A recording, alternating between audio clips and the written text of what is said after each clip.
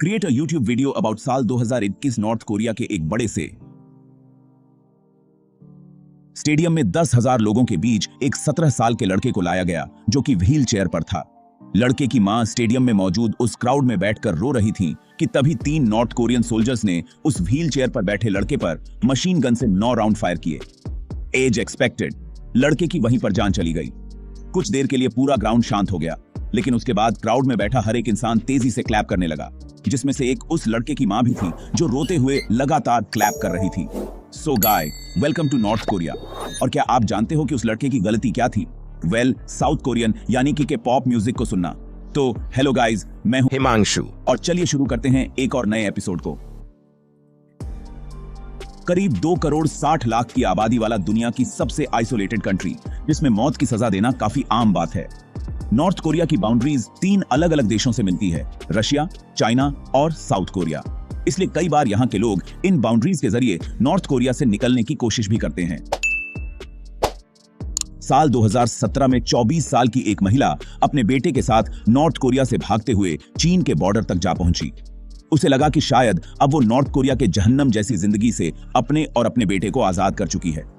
पर उसकी खुशी एक पल में चली गई, क्योंकि चाइना में एंटर करने के बाद वहां की अथॉरिटी द्वारा उसे दोबारा से नॉर्थ कोरियन सोल्जर को सौंप दिया गया, जहां उसे भागने की सजा के तौर पर टॉर्चर और फाइनली मौत की सजा दी गई। अब काफी आइसोलेटेड होने के कारण इस देश के खबरों का बाहर आना काफी मुश्किल है, लेकिन जो खबरें बाहर आती हैं वो काफी दिल दहला देने वाली होती है। जैसे रिसेंटली नॉर्थ कोरिया में 200 लोगों के एग्जीक्यूशन रिपोर्ट सामने आई, जिसमें एक बड़ा नंबर टीनेजर्स का था, जिनमें उनके क्राइम थे कि पॉप म्यूजिक को सुनना और फॉरेन मूवीज को देखना।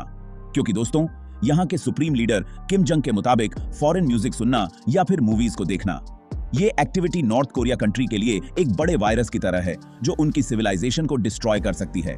नॉर्थ कोरिया से भागकर आए एक डिफेक्टर, जिनका नाम ओसे हाइकन के मुताबिक कई बार अथॉरिटीज एग्जीक्यूशन के बाद लोगों की body crowded place like market और स्टेडियम में लटका देती है, ताकि उन बॉडीज को देखकर लोगों के मन में डर बैठ सके कि आखिर रूल्स तोड़ने वालों का कितना घातक अंजाम होता है। अब इन सब के बावजूद ना नॉर्थ कोरिया के टीवीज और रेडियो पर यह प्रोपेगेंडा लगातार लोगों को सुनाया जाता है कि वो दुनिया के सबसे बेस्ट कंट्री में जी रहे हैं और उन्हें उस जिंदगी के लिए अपने सुप्रीम लीडर्स का शुक्रगुजार होना चाहिए। दोस्तों, नॉर्थ कोरिया में यहाँ के सुप्रीम लीडर्स को भगवान की तरह पूजा जाता है, जहां आपको उनकी नहीं बल्कि उनकी फोटो का भी सम्मान करना होता है। फॉर एग्जाम्पल, साल 2020 में नॉर्थ कोरिया के ऑनसोंग टाउन में रहने वाली एक महिला के घर में आग लग गई थी। महिला ने किसी तरह से अपनी जान पर खेलकर आग में फंसे अपने बच्चों की जान बचा ली, पर इस घटना के बाद पूरी कोरियन मीडिया में उस औरत के खिलाफ काफी नेगेटिव प्रोपेगेंडा चलाया गया और उसे सजा देने की मांग की गई। पर सवाल यह है कि आखिर उसकी गलती क्या थी?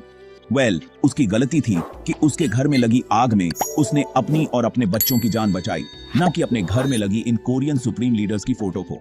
मतलब बाप रे बाप, कितना बड़ा क्राइम है। हद तो तब हो गई जब उस आग के दौरान एक पड़ोसी किसान ने अपनी जान पर खेलकर इन सुप्रीम लीडर्स की फोटो को बचाया और उसकी पूरी नॉर्थ कोरियन मीडिया पर काफी तारीफ की गई। वैसे दोस्तों, आपको नॉर्थ कोरिया के बारे में यह जानकर हैरानी होगी कि यूनेस्को के मुताबिक इस कंट्री का लिटरेसी रेट 100% है, यानी यहाँ की पूरी आबादी पढ़ी लिखी है। ऑल्सो नॉर्थ कोरिया की खास बात यह है कि यहाँ पर पूरी एजुकेशन गवर्नमेंट फंडेड होती है और यह कहीं ना कहीं नॉर्थ कोरिया की जरूरत भी है, खास करके उनके लीडर्स की, क्योंकि इनकी पूरी स्टडीज के दौरान बच्चे से बड़े होने तक इन्हें लगातार ब्रेन वॉश किया जाता है। इन्हें नॉर्थ कोरिया की झूठी हिस्ट्री पढ़ाई जाती है कि कैसे उनके सुप्रीम लीडर्स गॉड के अवतार हैं, जिन्होंने नॉर्थ कोरिया को जापान, साउथ कोरिया और अमेरिका जैसे अत्याचारी देशों से अकेले ही बचाया है। यहां तक कि चाहे साइंस हो या मैथमेटिक्स,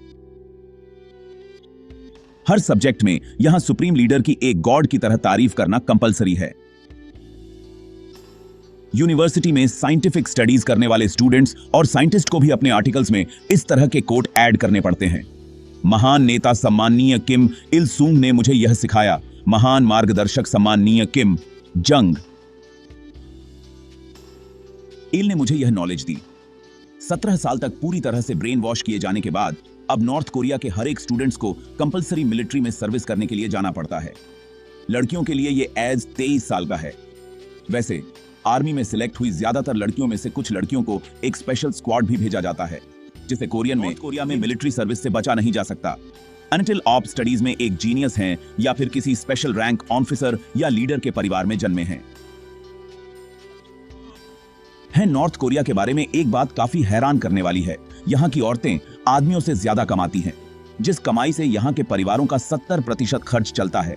अब ये इनकम ये महिलाएं कैसे कमाती हैं उसकी डिटेल में तो हम ज्यादा नहीं जाएंगे, बट मोस्टली वर्क इलीगल ही होता है। देखो, लड़कों की बात करें तो उनके लिए सबसे अच्छी जॉब मिलिट्री में एक परमानेंट सोल्जर बनने या फिर किसी गवर्नमेंट पोस्ट पर काम करने का ही होता है, जहां उन्हें पर मंथ 3 से 4 दी जाती है। इंडियन रुपीज में 200 से लेकर 400 के बीच, और नॉर्थ कोरिया में 1 किलो चावल के दाम भी ऑलमोस्ट 200 से 300 के बीच ही है। यानी कि पूरे महीने का काम करने के बावजूद एक गवर्नमेंट एम्प्लॉय भी पूरे मंथ का राशन नहीं खरीद पाते। लेकिन ज्यादातर लोग जो फैक्ट्रीज में और खेतों में काम करते हैं ना, उनकी हालत तो इससे भी गई गुजरी है, जहां इन्हें पूरे महीने काम करने के बाद केवल $1 या फिर 50 सेंट्स दिए जाते हैं, यानी केवल 80 से 140। नाउ जस्ट इमेजिन कि एक एवरेज इंसान वहां पर कैसे जीता होगा। नॉर्थ कोरिया के लेबर लॉ आर्टिकल 22 के मुताबिक लोगों को हफ्ते में 6 दिन और दिन में 8 घंटे का काम करना है और उन्हें हॉलीडे और वीक ऑफ मिलना चाहिए। वैसे देखो, ये सिर्फ एक नियम है, और एज एक कम्युनिस्ट कंट्री नॉर्थ कोरिया भी अपने खुद के नियमों का पालन नहीं करता। इसलिए कंपनी या फिर फर्म पर काम करने वाले लोगों को दिन में 12 या उससे ज्यादा घंटे काम करना होता है, और वीकेंड ऑफ मिलेंगे या नहीं उसकी भी कोई गारंटी नहीं है। नॉर्थ कोरिया से भागे एक सोल्जर का कहना था कि मुझे आज भी याद है कि वहां पर हमें हर रोज एक बाउल में 30% चावल, 70% मक्के का आटा, एक कटोरी सलाद, सोयाबीन सूप के साथ मूली दी जाती थी, जो ऑफ कोर्स लोगों को पसंद नहीं आती थी। इसलिए वो भी ब्लैक मार्केट में चीजें बेचकर अपने लिए दूसरा खाना खरीदकर उसे खाते थे। नॉर्थ कोरिया में गवर्नमेंट जॉब और मिलिट्री में लंबे वक्त तक काम करने वाले लोगों को सरकार एक एज के बाद रिटायर भी करती है। आदमियों के लिए ये एज 60 साल का है और औरतों के लिए 55 साल का। इसके बाद उन्हें नॉर्थ कोरिया गवर्नमेंट द्वारा उनकी लास्ट सैलरी का 30% दिया जाता है। तो यूनाइटेड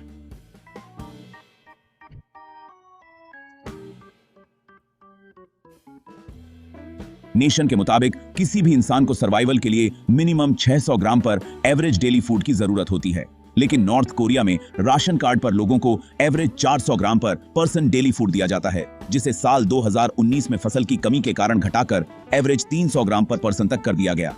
इस कम फूड के कारण वहां पर मौजूद मेजॉरिटी गरीब लोग कीड़े मकोड़े, यहां तक कि पेड़ों की जड़ों को भी खाते हैं।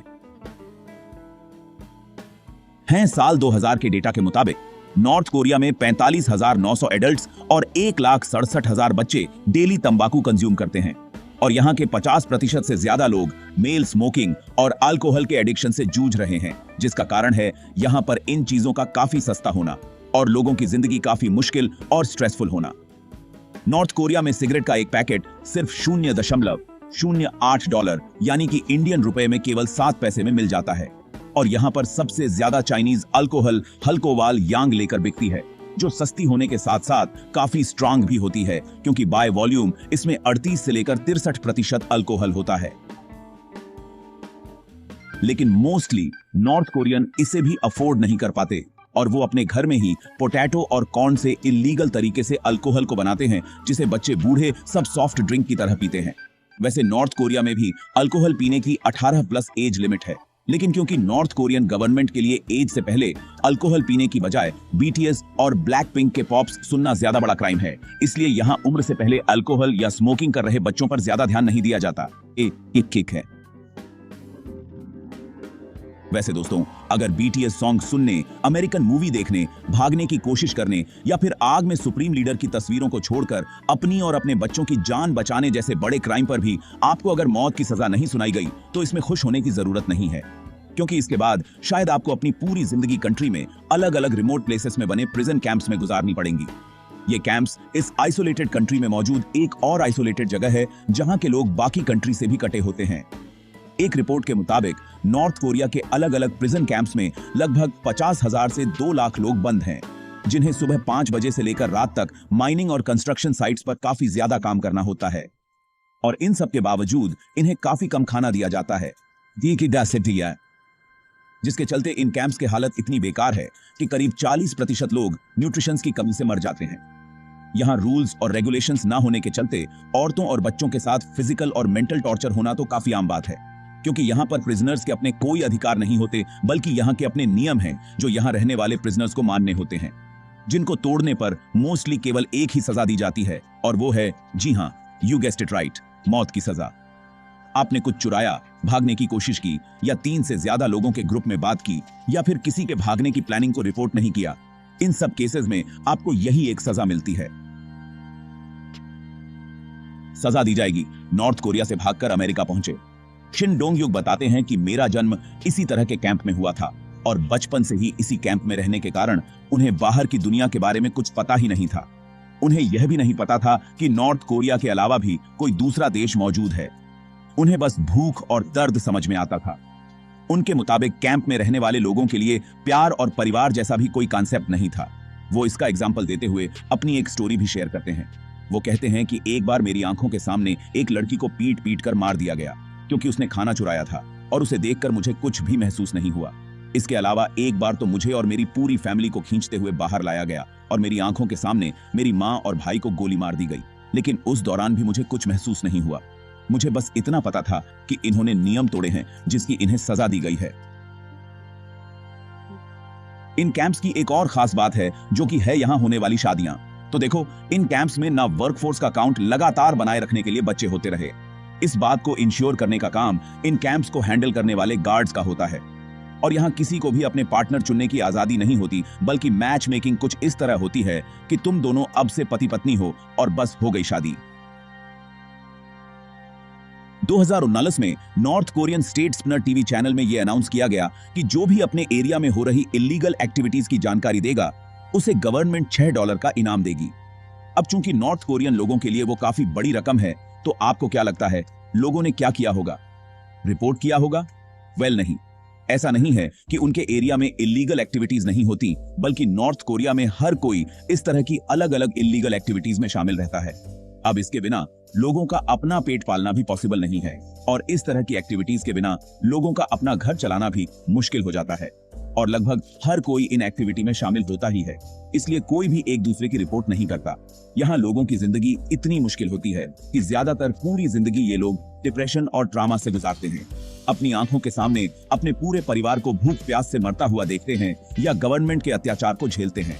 यह सब इतना मुश्किल होता है कि नॉर्थ कोरिया से भागने में कामयाब हुए खुशकिस्मत लोगों के अंदर वो भयानक याद हमेशा बनी रहती है जो वो दुनिया के साथ शेयर करती है, और उन्हीं की स्टोरीज मैंने आज के इस वीडियो में आपको सुनाया। तो दोस्तों, मेरे पिछले नॉर्थ कोरिया वाले वीडियो में काफी सारे व्यूअर्स ने कमेंट किया था कि north Korea is the best country और मुझे वहां पर जाना है।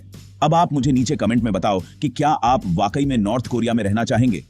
वैसे यार, मैं तो यह गर्व के साथ कह सकता हूं कि मैं भारतीय हूं और एक लोकतांत्रिक देश में रहता हूं जहां मुझे पूरी आजादी है कुछ भी करने की। मतलब इलीगल काम नहीं, लेकिन आप आजादी से घूम सकते हो। तो इसी बात पर इस वीडियो को लाइक कर देना और अपने फ्रेंड्स और फैमिली के साथ जरूर शेयर करना। अगर आप नए हो चैनल पे तो इस चैनल को सब्सक्राइब करने के साथ साथ नोटिफिकेशन बेल को ऑन कर देना। मैं मिलता हूं आपको नेक्स्ट एपिसोड के साथ। तब तक के लिए बाय, जय हिंद।